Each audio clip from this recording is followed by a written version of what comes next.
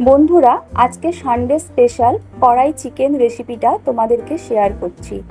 কড়াই চিকেন বানানোর জন্য আমি 1 চামচ গোটা ধনে, 1 চামচ গোটা জিরে, 1 চামচ গোটা মৌরি, 2টো স্টার অ্যানিস, 4টে লবঙ্গ, 4টে ছোটো এলাচ, 1 টুকরো দারচিনি আর 2টো শুকনো লঙ্কা শুকনো কড়ার মধ্যে নেড়ে নিয়ে ওটা মিক্সার গ্রাইন্ডারে গুঁড়িয়ে নিয়েছি। এবার গ্যাসের মধ্যে একটা কড়া বসিয়ে প্রায় 50 গ্রামের মতো আমি বাটার দেব এবং 1 চামচ সাদা তেল দিয়ে ভালো করে ওটা গরম করে নিয়ে আমি চিকেনগুলো দিয়ে দেব। আমি এখানে চিকেন নিয়েছিলাম 1 কেজি 750 গ্রাম। ভালো করে চিকেনগুলো একটু নাড়াচাড়া করে আমি ওটা ঢাকা দিয়ে দেবো, যাতে চিকেন থেকে কিছুটা জল আস্তে আস্তে বেরিয়ে আসে। যখন দেখবো চিকেন থেকে কিছুটা জল বেরিয়ে এসছে, ওর মধ্যে গোটা টমেটো 4 টুকরো করে দিয়ে সামান্য নুন দিয়ে ভালো করে চিকেনটা আবার নাড়াচাড়া করে নেব। এইভাবে বেশ কিছুক্ষণ চিকেনটা নাড়াচাড়া করার পর আবার ঢাকনা দিয়ে দেবো আরও কিছুটা জল বেরোনোর জন্য।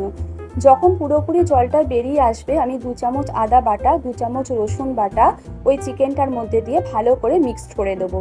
এইভাবে টমেটোর সাথে চিকেনটা যখন সিদ্ধ হয়ে যাবে, ওই চিকেনটার মধ্যে 1 চামচ হলুদ, 1 চামচ কাশ্মীরি লঙ্কার গুঁড়ো, 1 চামচ ধনে গুঁড়ো এবং 1 চামচ জিরে গুঁড়ো দিয়ে ভালোভাবে চিকেনটার সাথে মিক্সড করে দেব।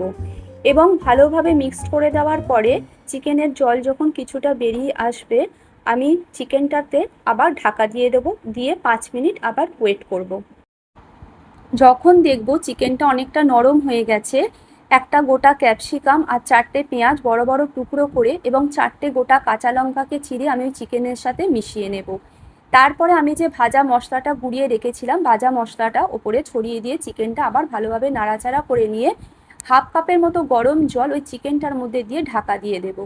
ঢাকা খুলে আমি 1 চামচ বাটার এবং কিছুটা অরিগ্যানো ছড়িয়ে চিকেনটা নামিয়ে নেব। তৈরি হয়ে গেল সানডে স্পেশাল কড়াই চিকেন।